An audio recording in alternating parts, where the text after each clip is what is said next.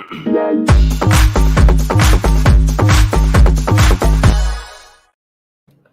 was a packed white ball calendar to start India's 2023.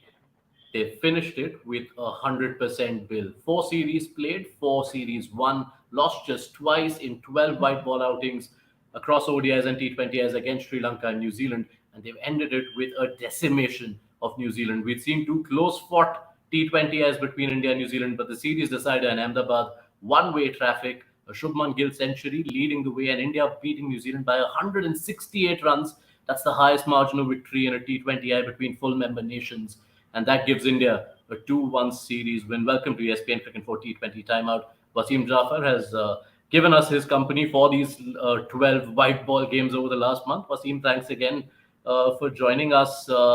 Have to start with Shubman Gill. He'd obviously taken the ODI format by storm. Five T20Is so far. It had been a slowish start for him, but if you have to make an announcement of your arrival, it hardly ever gets more emphatic than this one. Well, you can first of all say that Shubman Gill did beat New Zealand by 60 runs himself. He's come of age, surely.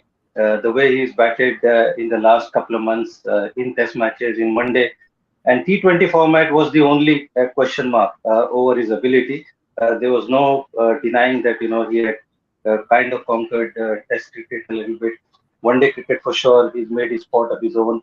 But T20, there were question mark about his strike rate, his hitting ability. But I think again, it does goes on to show that how matured he's become over a period of couple of months. And today's knock, just proves that what a fantastic player India have found. And I've said that long time ago that he's one of those players who's three format player.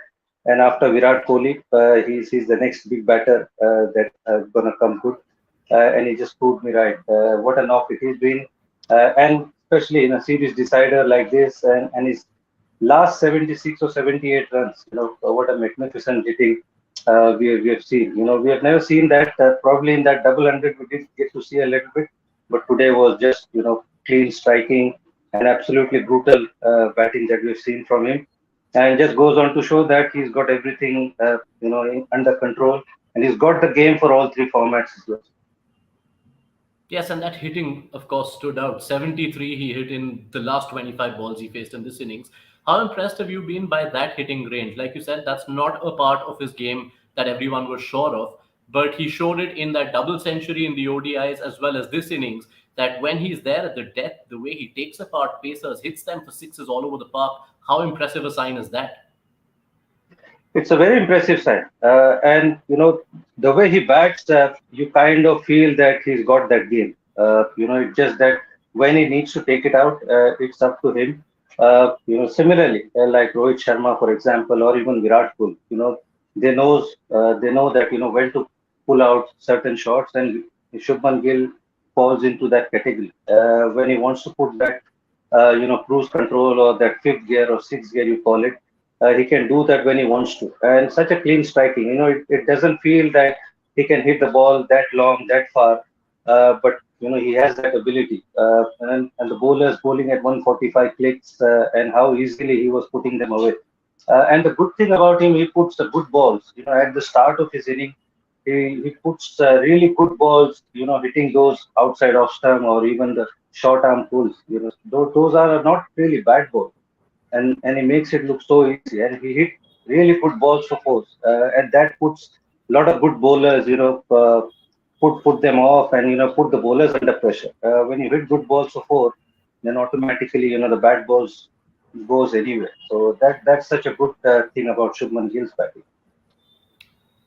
Gill 126 of 63. That, of course, was the headline act. But to get to 234 in a T20I, you require all your batters to fire, and you require all your batters to keep at it throughout the innings. If you look at it, Wasim 30 for 1 after the end of the fourth over. But from there, India had only 3 overs of the last 16, which did not yield 10 runs, at least 10 runs. They've now played 2 series deciders in the last month, scored 228 in the decider against Sri Lanka, 234 in this one. How heartening is this change of batting approach, especially batting first and setting targets? It's a very good thing to see.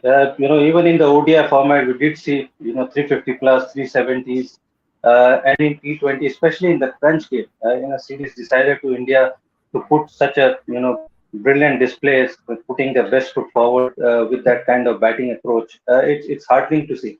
And like I said, I feel uh, the accelerator was set up by Tripathi, Rahul Tripathi. I thought his cameo of 44 in 20 odd deliveries, I think that started the innings for India. I think up until that time, Shubman Gill has just started to, hit few boundaries, but I think the way Rahul Tripathi took the bowlers on with his onslaught in the power play, and that was really great to see. And that's what he did even in the last series. And somebody who's only playing his fourth or fifth game, it feels really nice that he's got that selfless approach. He wants to play for the team, and and I think he got Indian innings got going with his approach, and then obviously Shubman Gill took over. Everybody had little cameos, but I think Rahul Tripathi has to be given a lot of credit for that. Right. So India posted 234, New Zealand 66 all out. If someone looks at the scorecard without having seen the game, they'll think the pitch changed, Wasim, because it felt like a highway when India were batting and it became a rather treacherous trek when New Zealand came out. So what is it that the Indian fast bowlers did that led to this onslaught of wickets in the power play? I think just the scoreboard pressure. I would say somebody chasing 230 plus. It's not easy to come out and start. You generally get a little bit of help at the start of the inning, no matter what. Under lights, even though the ball comes on nicely, but there are some help for the bowlers. And first few overs, I think Indian bowlers hit the right target. Hardik Pandya really bowls that new ball, well, and Ashdeep complemented. And when you are 2-3 down in the power play, they were more than that. So you are too far away from that target. So I thought Indian bowlers bowled really good lengths. Umran Malik played this game, and I thought he bowled also really well. But I think damage was done way before that. So if we look at the New Zealand batting on the whole from this entire tour, Wasim, there was Michael Bracewell and Mitchell Santner's heroics in the first ODI. Not a lot else went their way in the one dayers. And in the T20, as you saw, Conway and Darren Mitchell with impressive knocks in the first innings. Mitchell also made runs in this last game, but really not a lot across the board apart from these handful innings. They were without Williamson, but is this a sign of concern for New Zealand as they build about their white ball plans in the future?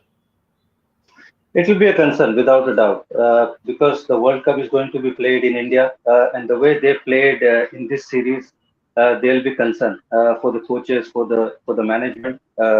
It's only I feel Williamson adds in that batting department. The bowlers were missing without a doubt, but these are the batters who are going to play a little bit later in the World Cup. So that is going to be a concern, and it was 6 games altogether. 3 ODIs, 3 T20s, and not a lot to say about a lot of batters. So it's definitely a concern when they prepare for the World Cup in few months' time. Right, and let's look at India on the whole over this past month. Of course, it gets difficult to separate formats when they're playing matches every second or third day. But I want to talk in particular about T20s. There's still obviously a long time before the next World Cup. You thought these two T20I series against Sri Lanka and New Zealand, a different squad, a new outlook. What could be, we don't know for sure, but what could be the makings of India's next T20 setup? What is your assessment of how they went about these 6 games against Sri Lanka and New Zealand? I thought they played really well.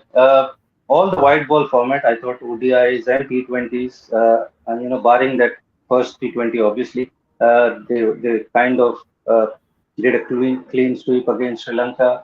Even in this game, in this series, they just lost the first one. I thought, you know, uh, New Zealand outsmarted India in the first T20, but other than that, I don't think they put a foot wrong. The second T20 was a little close, but I don't think there's much to say. Everybody contributed. I think Ishan Kishan would be a little disappointed with his performances. His consistent inconsistency and his ability to play spin. I think he needs to step up in that department. But otherwise, I thought all the guys who played in this series, there's a lot of positives coming out of the Indian team and Indian players, and this just needs to continue. That's all I feel. Sometimes, like I said before, when we go into multi-nation tournament or there's a little high pressure game, sometimes we fall back into that defensive approach. That needs to go away, irrespective of what happens. That defensive approach obviously doesn't take you anywhere. So even if we lose, I feel we need to lose playing like this rather than playing defensively. Just a word on those two new fast bowlers India tried through these 60-20Is. Umran Malik getting his first regular run of games for India, and Shivam Mavi, of course, debuted through the course of these games against Sri Lanka and New Zealand. What are your takeaways from their performances? Do both of them feature in your plans whenever India get back to T20Is, which will be a while from now, at least not till the end of the IPL? I think Shiva Mavi has enhanced his reputation. I would say so. I don't think he's done anything bad, to be honest. Umran Malik has got that potential, but I still feel he needs to develop a little bit of variation, especially in T20 format. I feel that's the weakest format for him. Otherwise, I would consider him for the ODIs for sure. Test cricket, obviously, I'll put him in because he's at the best of his fitness. Somebody young bowling 145 clicks. The only concern is whether he can last 5-day test matches bowling 20 odd overs in either innings. That has to be seen. But other than that, I thought those two guys, whatever opportunities they've got, they did really well and they enhanced their reputation. I thought every bowler, uh, even Arshdeep after that horrible over of 27. I thought he made a really strong comeback, and which is expected from him, and he did that even before. So I thought all the bowlers, spinners or Hardik Pandya, everybody else, chipped in with good performance every now and then, and that is a good sign. Yes, good signs for India. A very good start to their 2023 a year. That's all about ODIs, of course, with an ODI World Cup, but good performances from a young T20I side as well. 12 games played in the last 28 odd days, and they won 10, were convincing in most of them. Wasim Jaffer was with us through all these 12 games. Wasim, thanks a lot. It's been a pleasure as always. Thank you for sharing your time and thoughts with ESPN Cricket 4. And we get a 1 week break, Wasim. At least 1 week before the next India men's international. That's rare these days. So please make the most of it. We'll try to do so as well. But the cricket action, of course, continues. We're 2 weeks away from a Women's T20 World Cup, 1 week away from the Border Gavaskar Trophy. We'll have all of that and more covered for you right here on ESPN Cricket 4. See you soon. Thank you, as always, for tuning in.